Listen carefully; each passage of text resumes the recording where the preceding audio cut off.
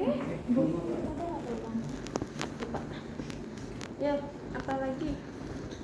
Biar pasiennya itu tidak tersedak atau ada aspirasi. Aspirasi itu tersedak ya.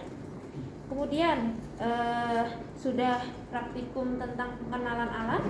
Sudah. Nah, kalau ETT itu alat-alat yang dibutuhkan itu apa namanya? Biasanya statik.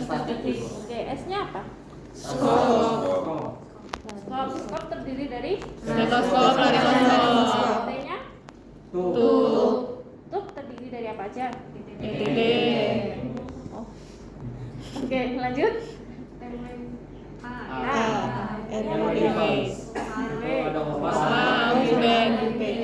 NPA, ambubek. Kemudian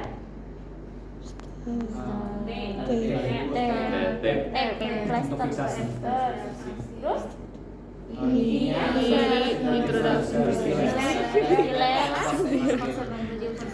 ada lagi C konektor. S-nya boleh diambilin T untuk perempuan itu berapa? 6,5. Terus 6,5 sampai berapa? 6,5 sampai 7. 6,5 sampai 7. 6,5 sampai 7. Ada lagi jawaban lain? 6 sampai 7,5. 6 sampai 7,5. Kalau laki-laki berapa? 7 sampai 8,5. 7 sampai 8,9 ya. Itu ada sumber yang berbeda-beda. Nanti kita kalau di lapangan disesuaikan dengan keadaan pasiennya. Ya, kira-kira kan kita menyiapkan 3 ukuran ya. Yang pas, terus setengah di bawahnya, setengah di atas. Ya. Terus kedalamannya itu berapa?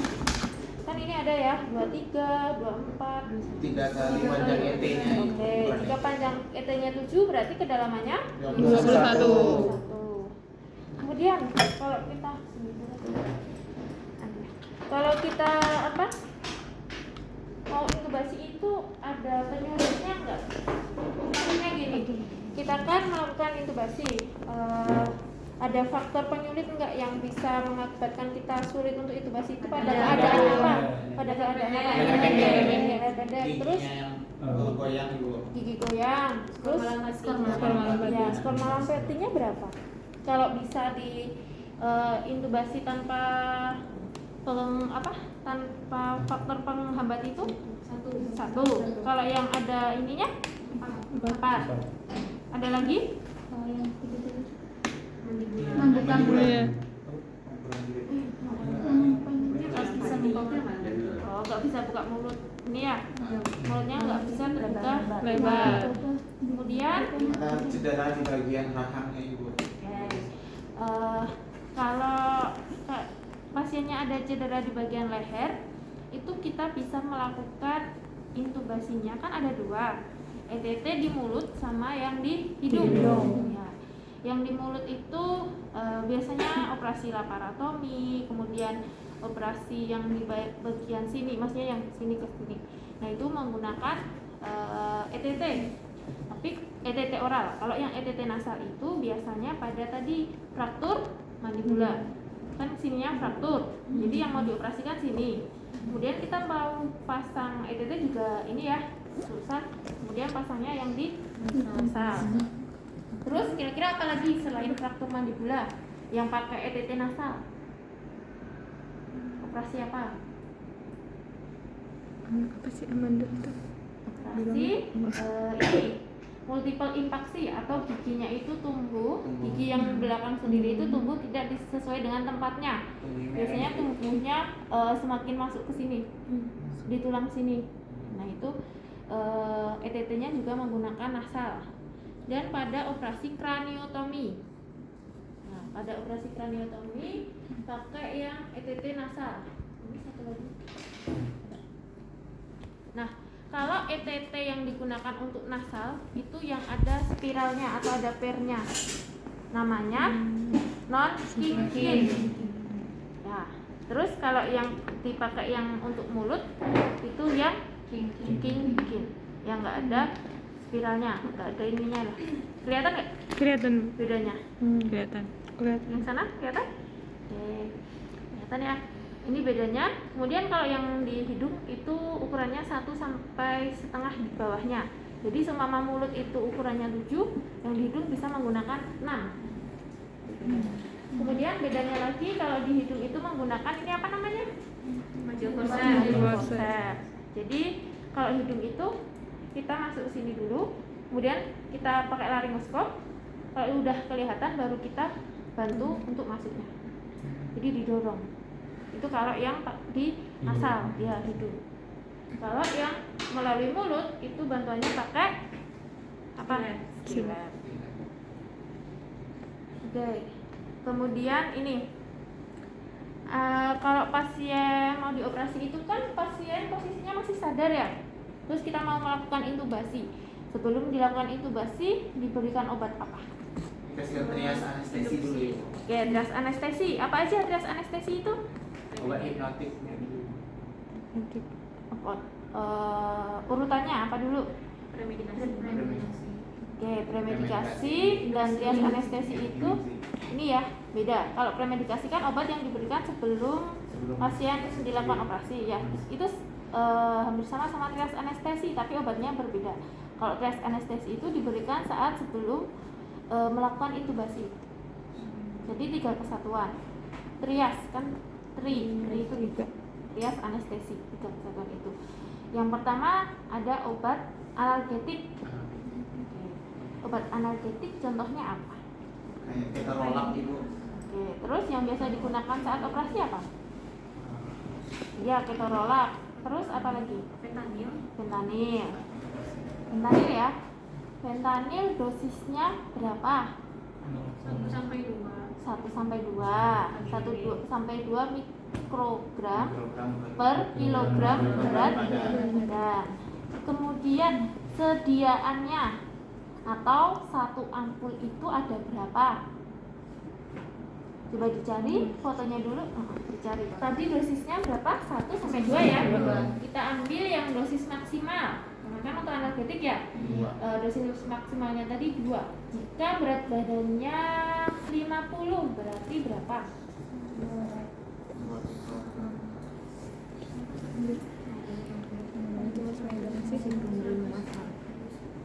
Kan tadi dibutuhkannya 2, berat badannya 50 berapa?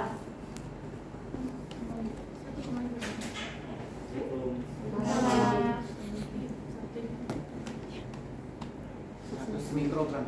Oke, 100 mikrogram ya. Kita butuh 100 mikrogram.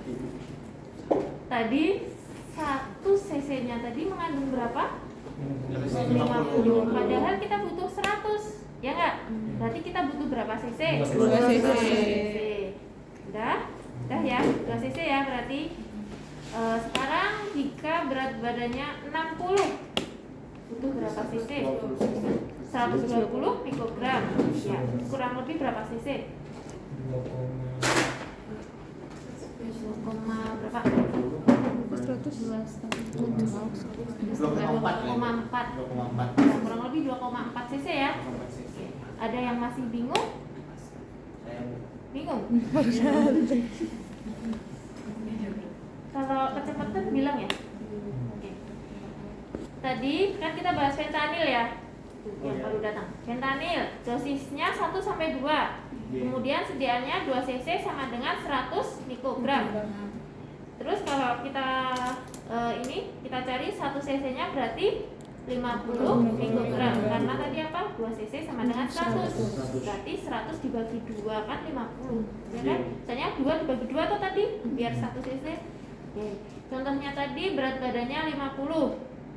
Berarti 50 dikali dosisnya tadi berapa? 2 ya, dosis maksimal. 50 kali 2 berapa? 100 mikrogram. 100 mikrogram itu berapa cc?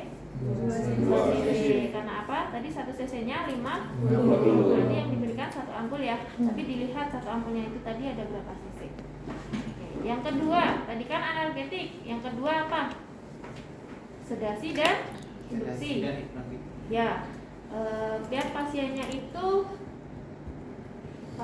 tertidur. Oke. Contoh obatnya apa? untuk menidurkan pasien. Midazolam. Terus ada lagi? Yang kayak susu itu namanya apa? Propofol. Propofol. Dosis propofol berapa? 0,5 sampai 1. Dosis untuk intubasi? Oh beda.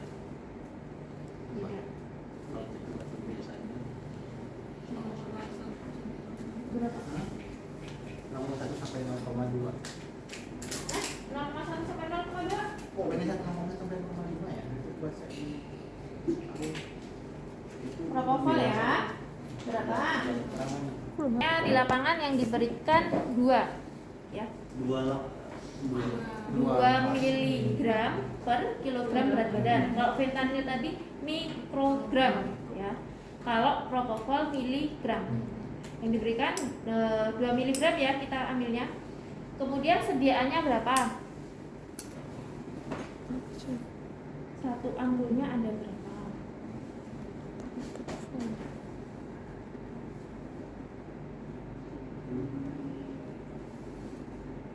Kayak susu.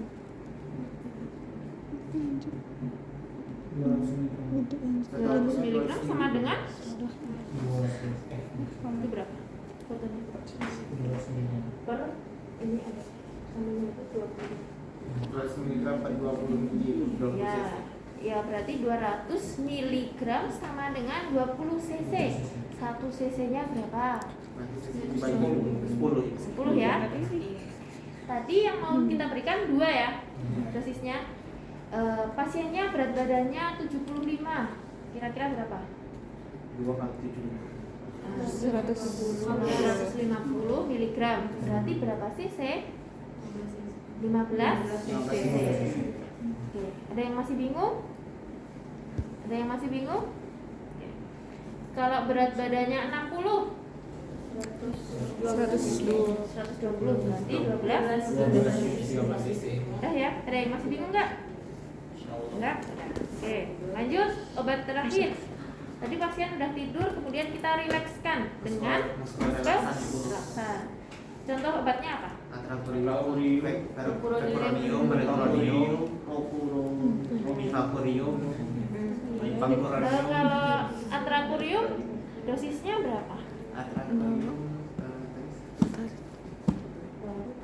Tadi tuh yang kali. Tadi ada. Tadi itu. Iya tadi ada. Propurium tadi 0,5 sampai 0,5 sampai 0,5 sampai 0,6. Kalau propuronium kita belajar farmakologi lagi ya. Soalnya kan pasien ini masih terjaga, jadi nggak bisa langsung kita intubasi. intubasi 0,6. 0,6. Oke, berarti hampir sama ya 0,5 sampai 0,6. Yang satunya juga 0,6. Kalau tadi atra berarti kalau kita ambil yang 0,5, sediaannya atracurium berapa? Ada nggak sih? sediaannya 0,5 mg per cc. 10 miligram. 10 cc. 10 miligram miligram per cc. Kemudian kalau berat badannya 50, berarti berapa? Ini. 50 kali 0,6 30 cc. Jadi pasiennya biar nggak sakit dulu, kemudian pasiennya dibuat tidur di hipnotik, sedasi dan induksi ya. Oke, dikasih propofol.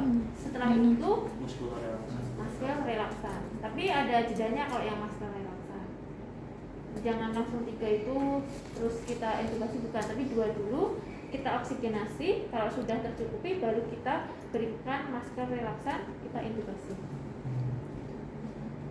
Oke. Untuk persiapan alatnya itu kita siapkan setiap pagi. Jadi setiap pagi itu kita menyiapkan mesin, kalibrasi mesin, kemudian dilanjut menyiapkan statik, ditata di meja ini. Nah, nanti untuk ukuran ETT-nya kita lihat pasien yang mau masuk itu laki-laki atau perempuan. Oke, disiapkan 3 ukuran. Kemudian untuk obatnya di ruang operasi itu sudah disiapkan 1 paket Jadi seumpama yang mau dioperasi Tuan S ya, nanti ambil paket obat yang punyanya Tuan S. Sudah ada di situ semua. Ada obat, ada handscoon, kemudian ada selang saksen. Nah, di situ sudah ada semua. Itu ambilnya di farmasi. Farmasinya di ruang OK. Ruang OK itu ada farmasinya di dalam. Jadi kita nggak ngambil keluar lari itu enggak. Jadi udah di dalam itu ada farmasi, kita ambil. Nanti kalau ada kurang obat juga di situ ambilnya. Jadi kita ambil obatnya. Kemudian kalau kita sudah tahu berat badan pasiennya, kita kaji berat badan pasiennya. Tadi kan Tuan S berat badannya 60, berarti kita siapkan obatnya. Tadi yang kita hitung fentanilnya kita butuh berapa, propofolnya berapa, sama pelumpuh ototnya berapa. Dan jangan lupa saat kita mengambil obat atau obatnya dipindah ke squid, itu tuh jangan sampai lupa dinamai. Kasih nama obatnya itu obat apa. Soalnya kenapa? Nanti bisa salah. Kita mau masukin fentanil, yang kita masukin pelumpuh otot. Pasiennya masih sadar, kita buat rileks, kan masih terjaga ya, masih bangun gitu, kita buat rileks, pasiennya nggak bisa napas. Jadi kayak kejang-kejang gitu. Jadi jangan sampai kejadian seperti itu. Kemudian nanti pasien harusnya kan ini ya, mau spinal kan obatnya bupivakain gitu. Nah nanti malah salah obat yang untuk anestesi umum. Nah nanti juga fatal juga akibatnya. Besok kalau praktik itu, jika kalian mengambil obat harus dinamai. Terus dipastikan namanya. Kalau di bangsal kan ini ya, kita lakukan medikasi atau memberikan obat itu, setiap pasien kan ada ininya satu-satu gitu. Nah kita walaupun sudah kenal sama pasiennya itu, kita juga harus klarifikasi lagi biar tidak salah kita dalam memasukkan obat. Sama juga di ruang obat juga itu namai obat apa. Walaupun tadi sisa yang sebelumnya kita kan bisa baca, oh ini propofol, ini fentanil, ini pelumpuh otot. Nah itu bisa kita baca. Biar kalau seumpama yang mengambil Fikri, terus nanti yang mau menyuntikkan Setiawan. Nah nanti kan, oh ini obatnya propofol, oh ini obatnya fentanil. Jadi nggak terjadi miskomunikasi. Kemudian sudah disiapkan obatnya, ditaruh di sini, disiapkan di meja ini, terus posisinya mesin udah standby. Pasien masukkan dari ruang penerimaan, sudah melalui cek inform konsen, terus diberikan premedikasi, terus masuk ke operasi, ruang operasi, ke meja operasi dipindah, kemudian dipasang ini tensi, terus SpO2. Oke. Habis itu baru dilakukan intubasi. Ini ya, kita mulai praktik. Terlepas statik stetoskop.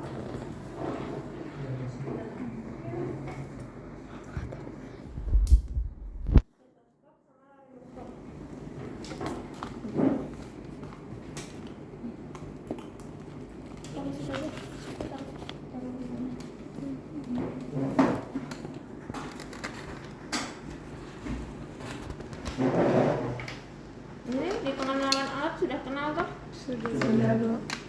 Sudah kenalan sama ini toh?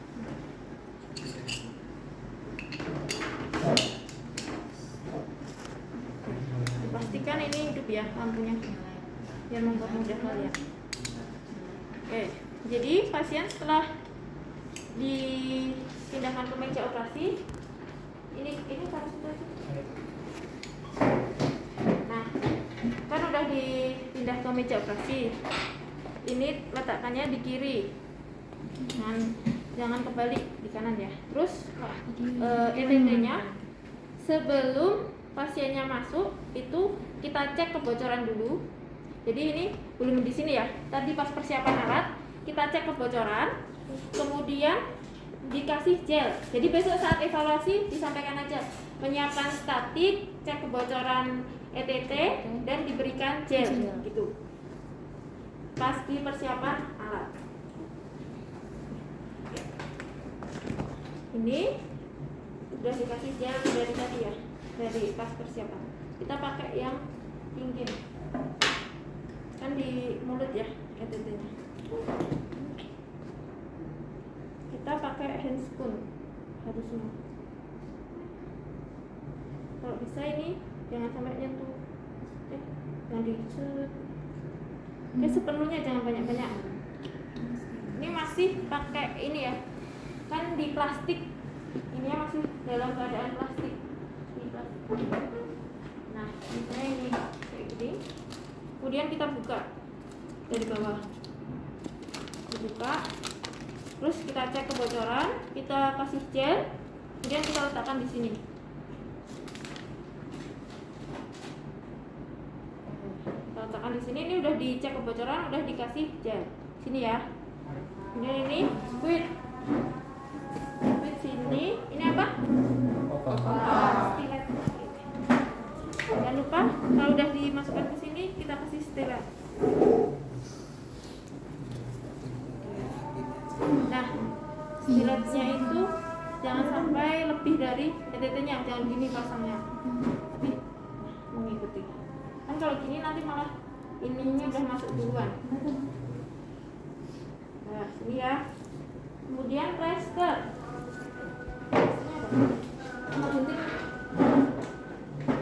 Oke, tadi untuk cek kebocoran, ngasih gel sama mempersiapkan plester itu sebelum pasiennya masuk. Udah masuk LMA belum? Materi LMA belum. Ini respect ya? Iya, Bu.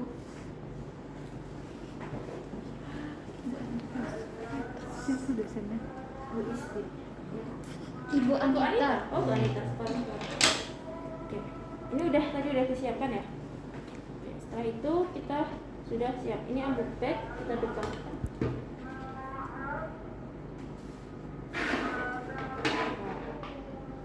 Azan.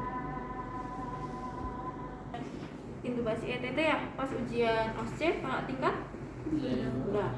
Ini pasiennya udah di meja operasi, terus sudah dipasang tensi dan SpO2. Kemudian kita cek sudah normal atau belum TTV-nya. Kita tunggu sampai TTV-nya itu normal. Setelah itu kita berikan fentanyl. Jadi kita fentanilnya itu lewat infus. Biasanya dibantu ada dokter atau penata anestesi kalau kita mau melakukan intubasi. Tapi kalau kita cuma baru disuruh untuk memasukkan obat, nanti yang intubasi penatanya seperti itu. Sudah tadi masuk fentanil. Kemudian yang kedua tadi masuk apa? Obat apa? Propofol. Ya. Setelah masuk obat propofol, itu kita cek bulu matanya, rangsang bulu mata. Kan tadi propofol kan ini ya pasiennya bisa efeknya itu kan tertidur. Ya, kita cek refleks bulu matanya masih atau enggak. Di set gini. Nanti kalau ada pasien beneran ini kok ada refleks, maksudnya kalau sudah tertidur itu enggak ada refleksnya. Kalau sudah tidak ada, kita berikan oksigenasi. Ini harusnya yang besar ya. Kita berikan oksigenasi sesuai dengan tidal volume. Tidal volume rumusnya apa? P8 per kilogram berat badan. Kalau berat badannya 50 kali 300 ya, kurang lebih 300 sampai 400. Oke, 300 sampai 400. Nah, itu kan seumpama ini 1000, berarti nggak semuanya kita berikan ini. Tapi sesuai tadi hitungannya. Berarti kan sepertiga ya, sepertiga hampir setengah. Ada yang lihat? Enggak. TLM. Kayak gini ya. Kita berikan oksigenasi sambil kita melihat SpO2-nya. Kalau SpO2-nya sudah 99 sampai 100, baru kita berikan obat pelumpuh otot. Itu juga kita lihat reaksi obatnya udah bereaksi belum. Kemudian udah pelumpuh otot. Nah, pelumpuh otot itu kan kita kalau belum diberikan ini kan kaku. Kalau udah diberikan, pasiennya itu akan lemes. Ininya akan lemes sendiri gitu. Nah, setelah pasiennya itu udah diberikan pelumpuh otot, terus ini udah lemas, kita baru melakukan dari kanan ke kiri. Ini masuk dari tepi kanan, digeser, set. Tujuannya untuk apa? Biar lidahnya itu ikut laryngoscopnya.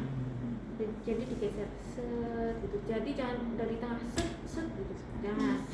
Oke, intubasi itu waktunya jangan sampai lebih dari 3 menit. Jadi harus cepat, set, terus ke kiri. Terus itu baru kita bunyi.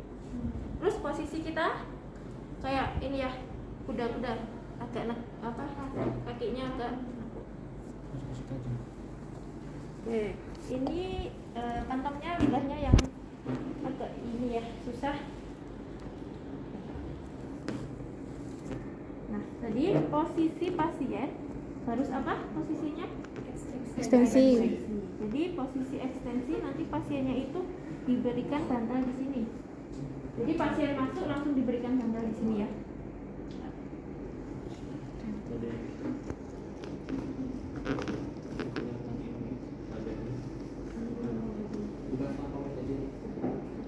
Harusnya itu yang kita cari itu namanya apa? Yang bolongannya itu namanya apa? Lika vokalis. Harusnya kelihatan. Kalau ini di pantongnya, bentar ya. Kita lihat ini dulu. Ini.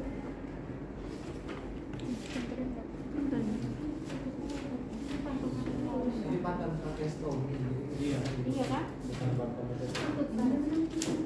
Ya dibohongin orang. Oh, pakai ini. Nanti ini ya, kalian cari sampai ketemu ada lubang, kemudian ada geriginya putih-putih kayak bunga itu. Nah, itu masuknya di sebelah situ. Kalau kalian masuk di bawahnya, kan ada dua, ada lubang yang kecil sama yang bawahnya itu lubang untuk yang pencernaan. Jadi kalau kalian salah yang bawahnya itu masuk ke lambung. Jadi ini set ini, terus kita cari tadi apa namanya, plika vokalis. Ini kita masukkan. Set. Ini. Kemudian ini kita ambil. Ini kan cuma ini ya untuk membantu. Kita ambil. Langsung kita kunci. Dikunci dulu. Tapi jangan difiksasi. Karena apa? Kalau kita sudah fiksasi tapi kita belum cek, nanti kalau seumpama masuk di lambung berarti kan kita fiksasinya bongkar lagi ya. Ini kuncinya kurang lebih 20 cc. Terus kita cek.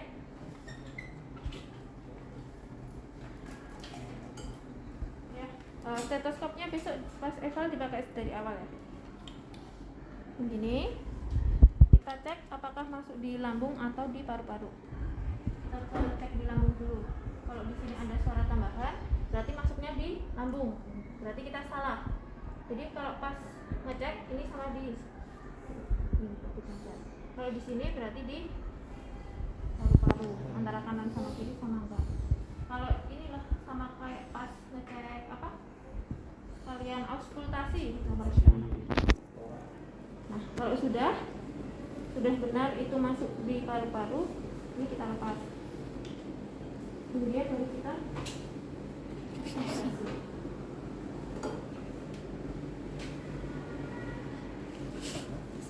ini, terus ini muter. Apa? Ada pertanyaan? Ya, opanya bentar. Ini muter ya, yang rapi. Ini ke sini. Kemudian, ada kayak cerobong. kemudian kan ini tadi udah dikunci fiksasi, kita sambungkan ke mesin anestesi, gitu ya. Ini udah disambungkan, kemudian kita pasang opa biar lidahnya tidak jatuh. Udah? Ada yang ingin ditanyakan dulu? Kurang lebih seperti itu. Nanti kalau yang saya sampaikan ada yang kelewat, disesuaikan dengan LO. Kemudian apa ya? Sama suction. Suction itu jika ada indikasi pasiennya itu hipersekresi atau ada perdarahan. Tapi kalau ekstubasi itu wajib di suction. Ada pertanyaan enggak?